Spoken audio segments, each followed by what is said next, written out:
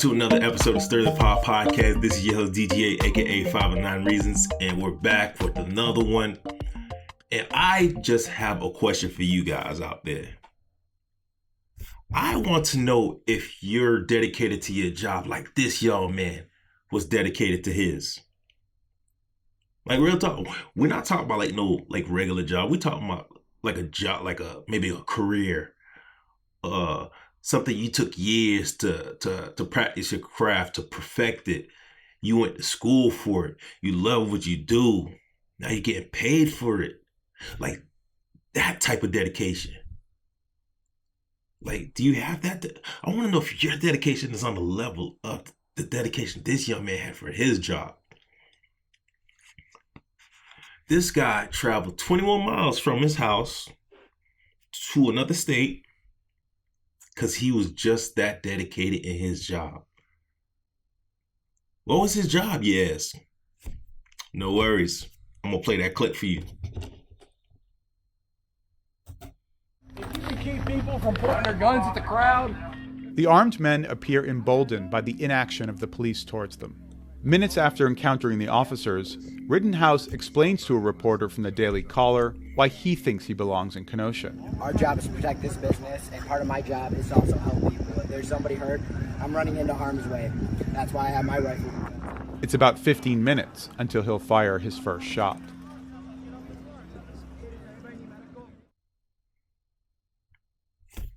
Like I said, I want to know if your dedication is just as strong as his dedication for his job. Man lives in Antioch, Illinois, 21 miles away from Kenosha, Wisconsin, to do his job, to protect businesses and the buildings, and to help people and to get into harm's way with his arms just in case. At this point, we got to call this premeditated, right? 21 miles, we're going to probably say that's maybe 20 to 30, 45 minutes with your gun. Obviously, you have to get your gun. You have to load your gun. Make sure your gun is clean. Make sure it's good to go just in case you have to use your weapon. All this time, this distance, we call that premeditation at this point. Your boy was looking to get into something. Oh, and if you don't know what this is Kyle Rittenhouse. He's currently on trial for the murder of two men and harming one other man in the protests in Kenosha, Wisconsin. The protests are a result of the shooting of Jacob Blake by the hands of the police. Jacob Blake was breaking up a fight between two women. Police were called onto the scene. He ordered his three kids to get into the car. And while he was getting into the car, police claimed that he was maybe reaching or whatnot. And they pumped 7 shots into him. So that resulted in protests.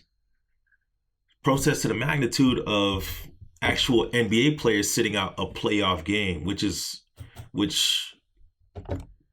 it caused a lot of attention. It brought a lot of attention to what was going on already on site in Kenosha.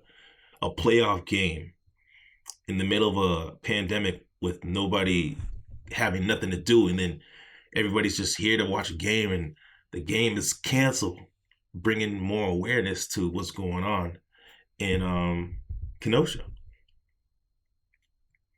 And this young man comes through to do his job. Like, are you that dedicated? You know what I'm saying? Like, you get ready, put on your clothes, brush your teeth, take a shower, get your gun, clean it up, bag it up, and you pull up. And he pulls up on the scene with his Smith & Wesson M&P 15. It's an AR, semi-automatic assault rifle. Not a little baby. It's not a little play toy. You feel me? It's not a little pistol. This is a weapon where you can get at least 90 days in jail because it's a misdemeanor for a person under 18 to be open carrying. Mind you, that's a charge that was thrown out off of technicality, right? Because I'm going to tell you about a law, because not many people knew about it. There was a law in Kenosha, which basically, I guess back in the day, there was gangs who was, going crazy with guns. So any weapons that were like sawed off, like Uzis, like the little guns, they made those, like a misdemeanor charge if you was to get caught up with that type of weapon. But that's the technicality of it. This actual weapon is longer than the technical law. So only because the gun had such a length to it, because it was longer than the typical semi-automatic or adjusted, what do you call it, customized weapon, the judge took that off. So he threw that out of the court, you know what I'm saying? So a lot of people are wondering, like, damn, what the hell is going on? How the hell did this happen? That's what it was. But that's, once again, that's besides the point. 2 people were killed, another one injured. So yeah, he pulled up on scene and ends up linking up with some of these guys. Some of these guys are called the Boogaloo Boys. The Boogaloo Boys are an organization that are against like government liberals, basically white nationalists, all about that white power, whatnot. And here's what one of the Boogaloo Boys had to say. He used to be a Boogaloo Boy. He's now renounced from the Boogaloo Boys. He's a former veteran of the Army. His name is Ryan Balch. I'll play that clip for you. Balch and his friends eventually link up with other openly armed men. Among them is Kyle Rittenhouse. Openly armed men. Rittenhouse is 17 years old. He's come to Kenosha from his home in Illinois. Balch says he didn't know Rittenhouse or the people he was with, but decided to team up with them anyway. They weren't on the level of me and my guys. I don't think they trained formally together at all. But the more guys you got, the better off you are. As for Rittenhouse, we don't know whether he sees himself as some kind of neutral force between the protesters and the police, like Ryan does. His social media posts at the time seemed to indicate he was a strong supporter of law enforcement. Since the shooting, he's also been seen flashing white power signs. Break out Kyle! Break out Kyle! And he's become an icon for far-right groups. Black Lives Matter! Soon, Balch and Rittenhouse will come face-to-face with racial justice protesters. No beef!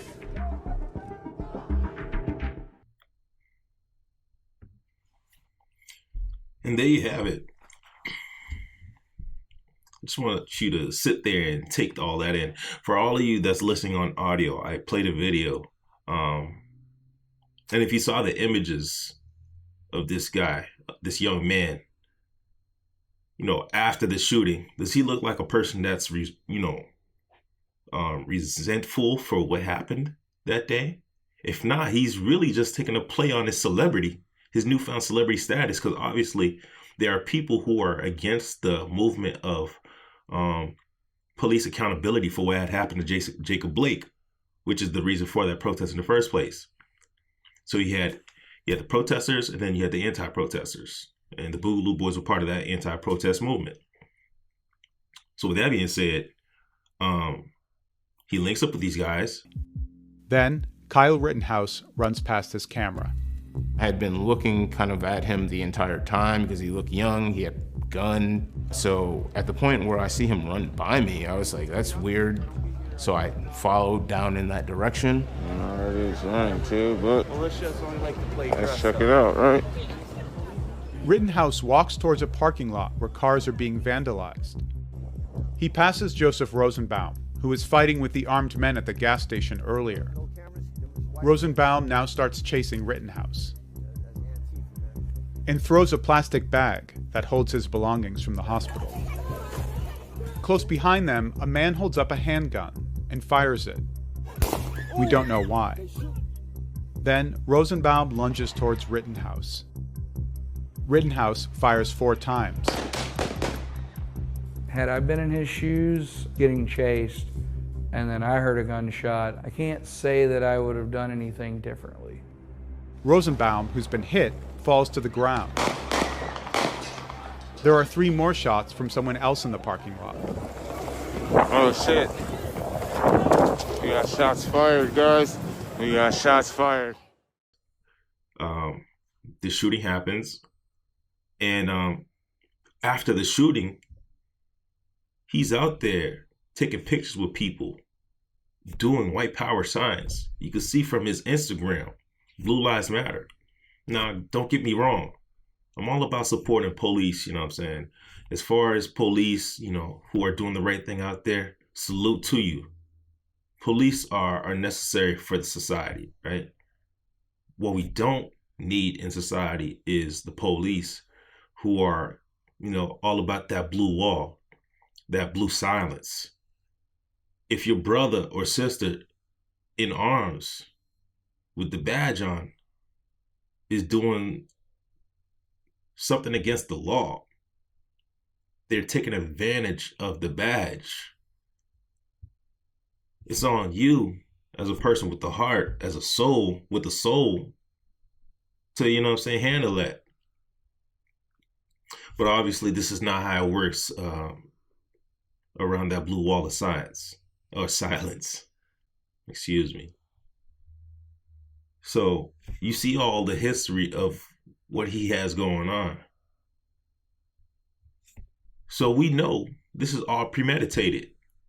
This man went there with the intent of getting ready to get busy with that gun. Don't get it twisted. Don't get it. Come on, man. That boy knew what he's doing. That young man knew what he was doing. At what particular point do we have to just get rid of these blurred lines? There's 17, 18. It's a young man. Young men get into fights and this and that. This boy pulled up over there with a gun, and with all the things that I've seen here, with the intent to use it. You don't pull out a gun if you don't intend to use it. If you know anything about guns, you don't pull out that gun unless you're ready to use it. That man pulled out a whole gun, and he definitely used it that night. Fast forward, the trial begins, and also let me give you this before we even get to the trial. I'm gonna give you another clip. Rittenhouse calls a friend, while others are helping Rosenbaum, who's on the ground. Then he flees the scene. Why you shoot him? Hey! No, why you shoot him? He didn't disarm himself after the first shooting. He continued to run around. As a gun owner, I view his actions as completely irresponsible. You come running through looking wild with a gun on you, people are gonna think that you're doing something wild with a gun on you. So they reacted the way they should have reacted. And as soon as they were all saying he shot somebody, Anthony was gone. And I tried to grab onto him, and like nobody was gonna stop him, you know? And then I hear a bunch more gunshots down the road, and I was like, I just had a feeling. It was him.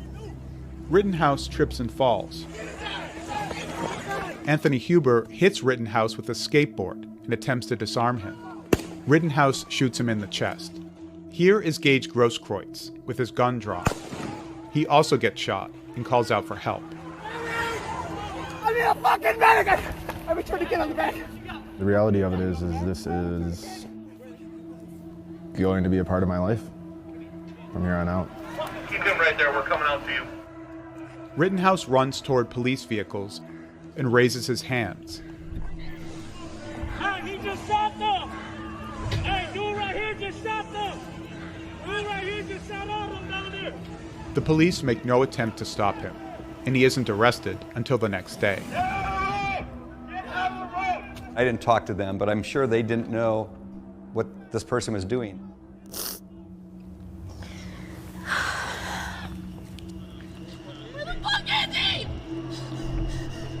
I'm just looking for my partner. Like, I'm just trying to find where he went. I knew he had been shot, you know? And then later on, I saw that video. They had pulled Anthony into that truck like minutes before I got there. Both Joseph Rosenbaum and Anthony Huber die from their injuries. I mean, which part do you want to dissect here?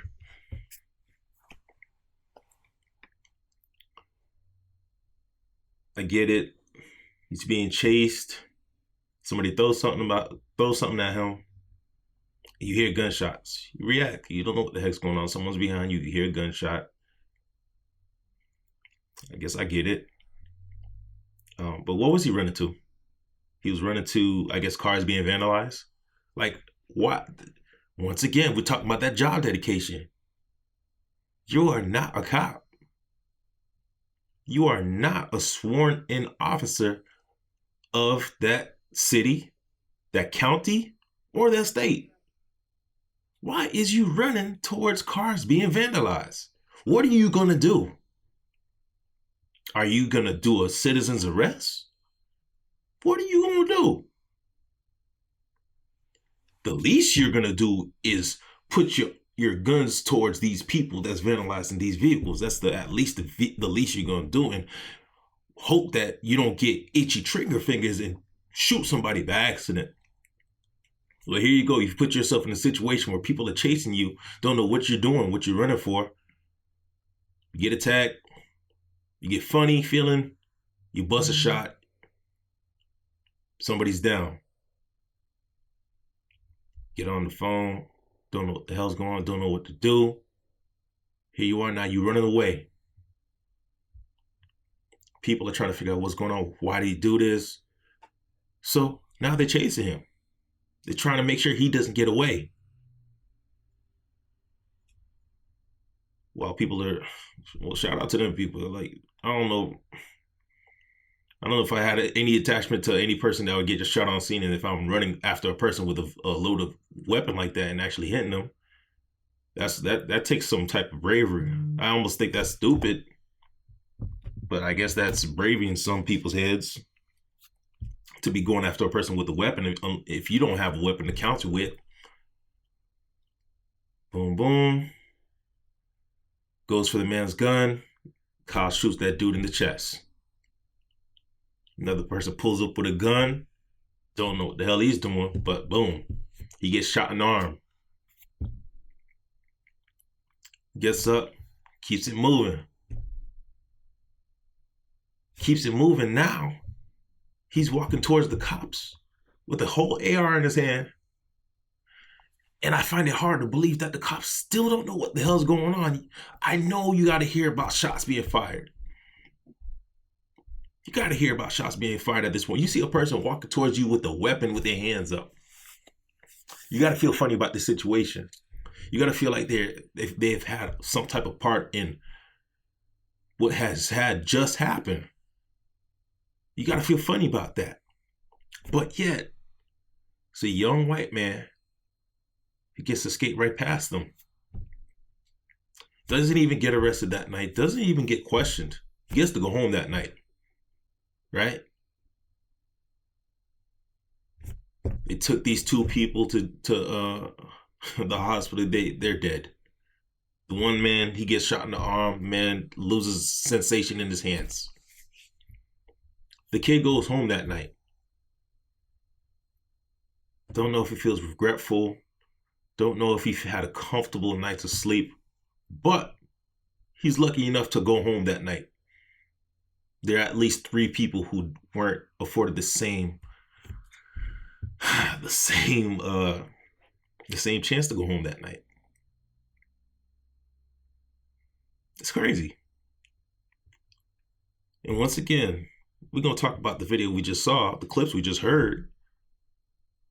This kid is posing with people, doing white power signs. This is all premeditated. This is a kid that's enjoying this his newfound celebrity for taking people out of here forever. Families who will never get to see their members of the family again. He's smiling. He's enjoying it. He's basking in it. Why should we feel sorry for this young man? I get it. Forgiveness, this and this and that. But hey, man, you got to pay for it. This, at the end of the day, we're coming back to the same point I brought into the beginning. This is premeditated. The man was dedicated in his job. With that same dedication, you need to be paid with some prison time, boy. And there were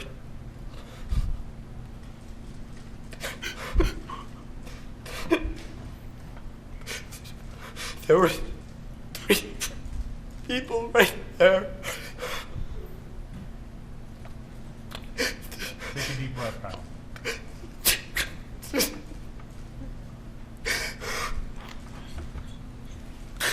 That's what I.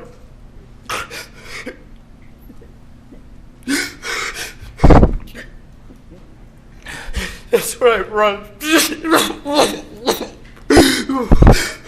going to just take time for our break anyway.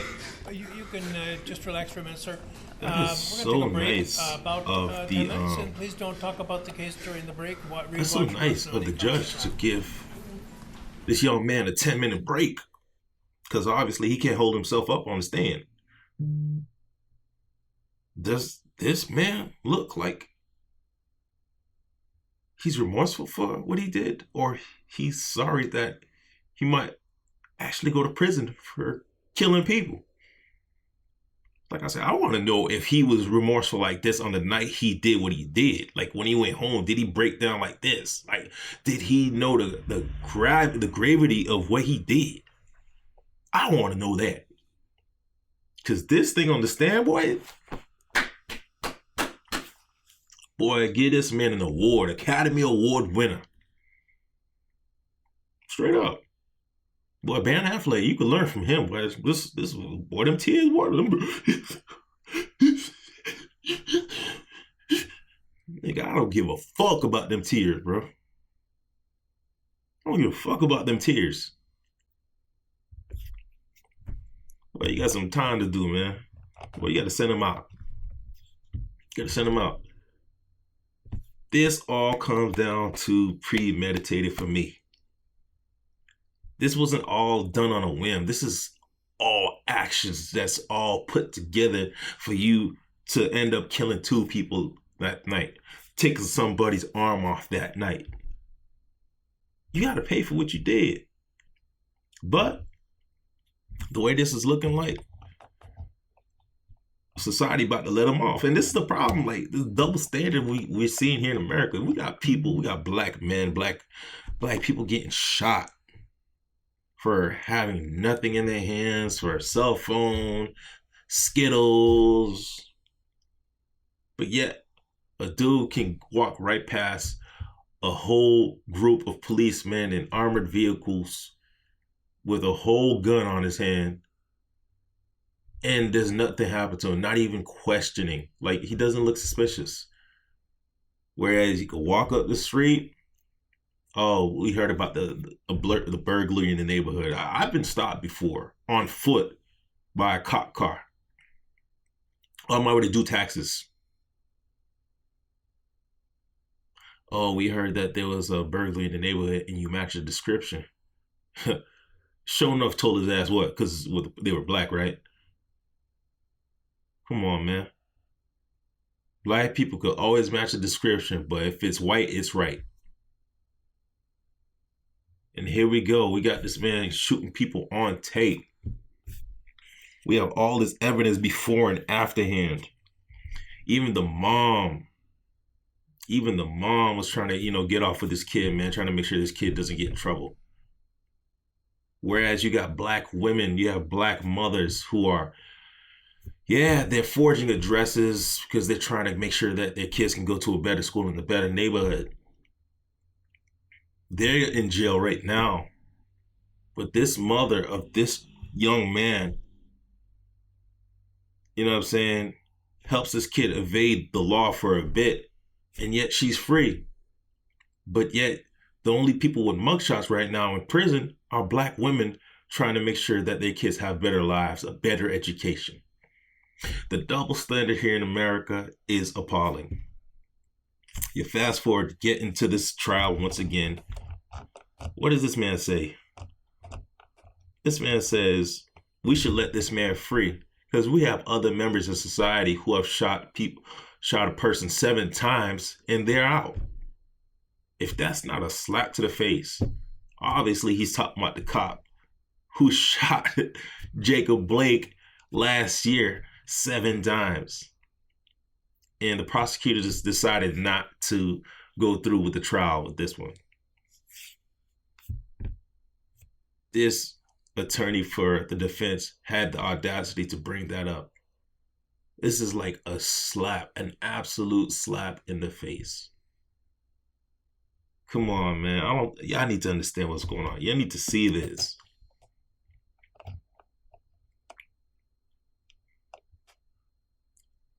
And this, I don't know. And the judge, so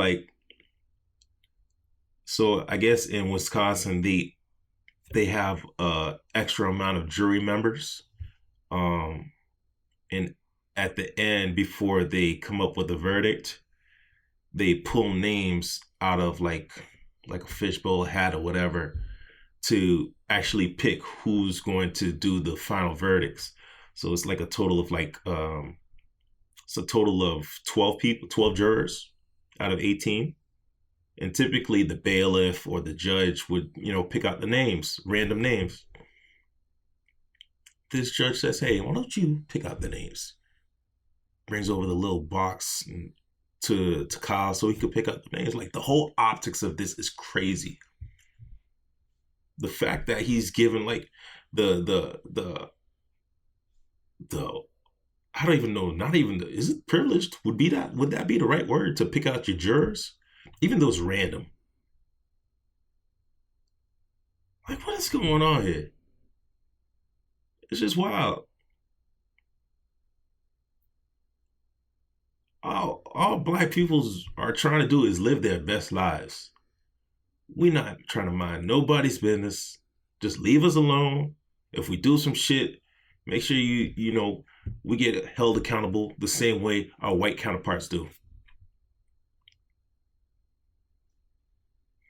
But look at all these privileges. This shit is out here for people to see. So like when people talk about, man, there is no racism. There's just one America.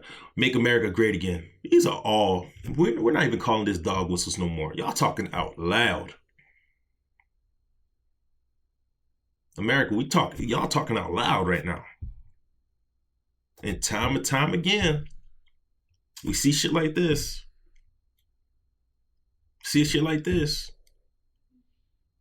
God forbid black people go on their own and go do some shit. You're just gonna bomb the country. Or you're gonna just bomb the town. i.e. Tulsa, Oklahoma.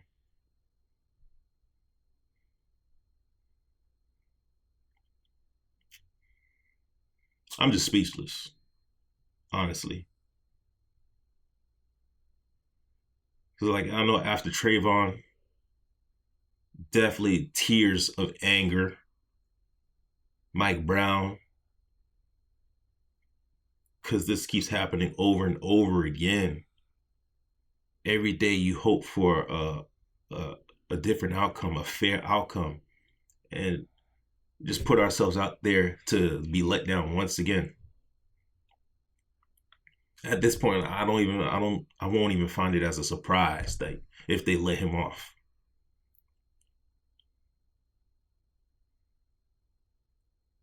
Because every time there's a black victim,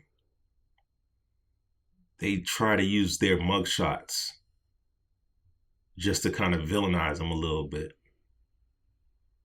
Whereas if it's a white suspect or a white, person that was indicted, they try to put them in the best light possible.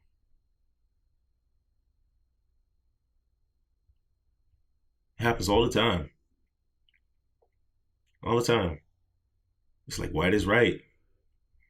Black folks, we don't get that same opportunity.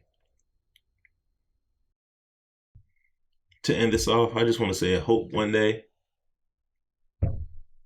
that people who are supposed to enforce the law have the same dedication to their job